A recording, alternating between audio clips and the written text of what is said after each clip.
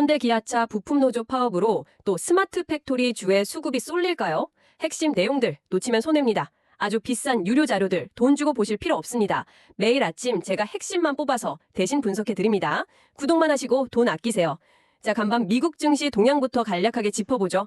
트럼프 대통령이 2027년까지 국방비를 1조 5천억 달러로 증액하겠다고 밝혔습니다. 그러면서 방산업체의 주가들이 좀 움직였네요. 네, 이게 단순히 미국만의 이야기가 아니거든요. 지금 미국하고 나토 간의 긴장 관계 속에서 유럽 국가들도 앞다퉈서 군비 확장에 나서고 있습니다. 아, 그렇죠. 그래서 방산 섹터는 당분간 시장 평균 수익률을 좀 웃도는 흐름을 보일 가능성이 있습니다. 그렇군요. 다만 증시 전반으로 보면 최근에 좀 올랐잖아요. 거기에 따른 차익 실현 매물이 나오면서 약간 조정을 받는 모습이고요. 이번 주 금요일에 트럼프 행정부의 관세 정책에 대한 대법원 판단이 예정되어 있다는 점도 시장의 단기 변동성 요인이 될 수 있겠습니다. 알겠습니다.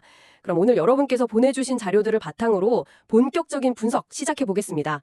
미국의 초대형 반도체 투자 소식부터 시작해서요. 국내 자동차 업계 노사 문제, 또 AI가 촉발한 원자재 수요, 그리고 바이오와 핀테크 산업의 새로운 변화까지. 네, 이게 다 다른 분야 같지만 사실은 깊게 연결된 이슈들이죠. 맞습니다. 그 연결고리를 하나씩 파고들어 보겠습니다.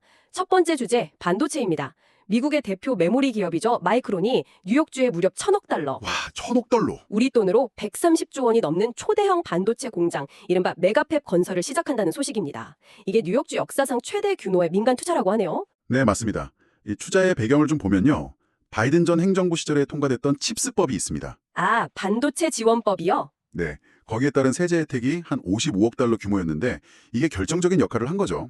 이건 그냥 기업의 설비 투자를 넘어서 반도체 공급망을 다시 미국 중심으로 가져오려는 국가 전략의 일원으로 봐야 합니다. 결국 AI 시대에 폭증하는 메모리 수요에 대응하겠다는 거군요. 그렇죠. 그리고 자국 내 생산 비중을 끌어올리겠다는 의지가 아주 강하게 담겨 있는 겁니다. 그렇군요. 그럼 이런 거대한 움직임이 시작되면 가장 먼저 기회를 잡는 곳은 역시 장비나 소재, 부품 기업들이겠네요. 바로 그겁니다. 관련 기업들 한번 살펴보죠. 첫 번째로 언급된 곳이 테크윙입니다. 마이크론하고 직접적인 관계가 있는 회사죠. 네, 테크윙의 핵심 고객사 중 하나가 바로 마이크론입니다. 주력 제품이 메모리 테스트 핸들러라는 건데요. 테스트 핸들러요? 네, HBM 같은 고성능 메모리가 제 성능을 내는지 검사하는 후공정의 필수 장비입니다. 그러니까 마이크론이 생산량을 대폭 늘리면 당연히 이 테스트 장비 수요도 비례해서 증가하는 아주 직접적인 수혜 구조를 가지고 있는 거죠. 아, 가장 직관적인 연결고리라고 볼 수 있겠네요. 그런데 마이크론 입장에서도 이렇게 큰 투자를 하면서 한두 곳에만 의존하진 않을 것 같거든요. 가격 압박도 있을 거고요. 테크윙의 경쟁력이 계속 유효할까요? 아, 굉장히 좋은 지적이십니다.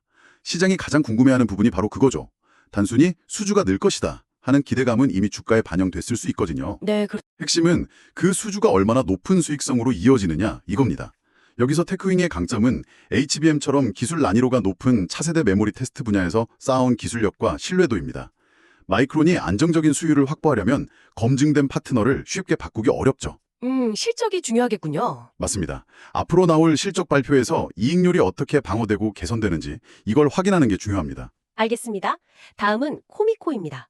반도체 장비를 세척하고 코팅하는 사업을 한다고 나와 있는데 이게 얼핏 들으면 아주 첨단 기술 같지는 않거든요. 네. 흔히들 공장의 청소부 정도로 생각하기 쉬운데요. 사실은 반도체 수율에 직접적인 영향을 미치는 핵심 공정입니다. 수백만 달러짜리 장비 부품들을 나노미터 단위 오염까지 제거하고 특수 코팅을 해야 하거든요. 아, 근데 코미코의 진짜 강점은요. 미국 오스틴이나 힐스보로처럼 반도체 공장이 있는 곳에 아예 현지 법인을 두고 있다는 겁니다. 근접 지원이 가능하다는 거죠. 그러니까 지리적인 이점, 현지 대응 능력이 강력한 진입장벽이 되는 셈이군요. 정확합니다. 이 부품들이 워낙 고가고 민감해서 멀리 운송할 수가 없어요. 한번 관계를 맺으면 공장이 가동되는 수십 년 동안 꾸준히 매출이 발생합니다. 와, 그럼 이번 마이크론의 메가팹 건설은 코미코 미국 법인에겐 굉장히 장기적이고 안정적인 성장 동력이 되겠네요. 바로 그렇습니다. 마지막 반도체 관련 기업은 TSE입니다. 프로브카드라는 소모성 부품을 만든다고요? 네. 웨이퍼 상태에서 수많은 반도체 칩들이 제대로 만들어졌는지 이걸 일일이 전기 신호를 찍어보는 검사 부품입니다. 수십만 개의 미세한 바늘이 달린 아주 정밀한 소모품이죠. 소모성이라는 게 핵심이겠네요. 맞습니다. 마이크론이 생산량, 즉 Q를 늘리겠다고 공식화한 건 이 프로브카드의 사용량과 교체 주기가 빨라진다는 걸 의미합니다. 이건 마치 프린터를 많이 팔면 잉크 카트리지 매출이 늘어나는 것과 똑같은 이치죠. 네, 이해가 쉽네요. 대규모 설비 투자의 낙수 효과가 가장 확실하게 나타나는 분야 중 하나겠군요. 네, 그렇게 볼 수 있습니다. 자, 마이크론의 거대 투자가 공급망 전반에 미치는 영향을 봤는데요. 이런 자동화 흐름이 한국에서는 또 다른 이유로 더 빨라지고 있다는 소식이 있습니다. 다음 주제로 넘어가 보죠. 네, 바로 현대차와 기아의 부품을 운송하는 협력사 노조의 파업 예고 소식입니다. 네, 이게 운송비 인상도 문제지만 핵심 쟁점은 협력사가 아니라 원청, 즉 현대차가 직접 교섭에 나서라는 요구더라고요. 맞습니다. 이게 곧 시행될 노란봉투법의 영향력을 미리 보여주는 상징적인 사건으로 해석되고 있습니다. 노란봉투법의 핵심이 바로 그 부분이죠. 하청업체 노조 문제에 대해 원청 기업의 책임을 확대하는 것. 네, 기업 입장에서는 예측 불가능한 인력 리스크가 훨씬 커지는 셈입니다. 특히 이번 파업 대상이 완송차 생산 라인에 실시간으로 부품을 공급하는 모듈 운송 공정이거든요. 아, 그럼 파업하면 생산 차질이 불가피하겠네요. 그렇죠. 이런 리스크가 반복될수록 경영진은 사람에 의존하는 공정을 근본적으로 없애야겠다는 결론에 도달하게 됩니다. 완전 자동화, 무인화 투자를 서두르게 되는 가장 강력한 동기가 되는 거죠. 이런 이슈가 나올 때마다 주목받는 코닉 오토메이션이 자료에 포함되어 있습니다. 파업 리스크와 이 회사의 사업 모델이 어떻게 연결되나요? 코닉 오토메이션은 스마트 팩토리의 두뇌에 해당하는 제어 소프트웨어가 주력입니다.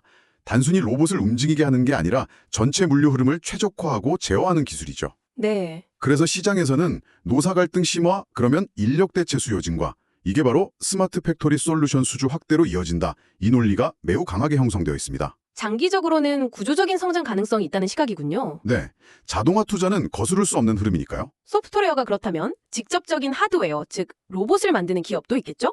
SP 시스템스가 그런 경우 같습니다. 맞습니다. SP 시스템스는 산업용 겐트리 로봇 시스템을 현대차 그룹에 공급한 이력이 있습니다. 겐트리 로봇이요? 네, 공장 천장에 설치된 레일을 따라 움직이면서 무겁고 큰 부품들을 빠르고 정확하게 운반하는 로봇입니다.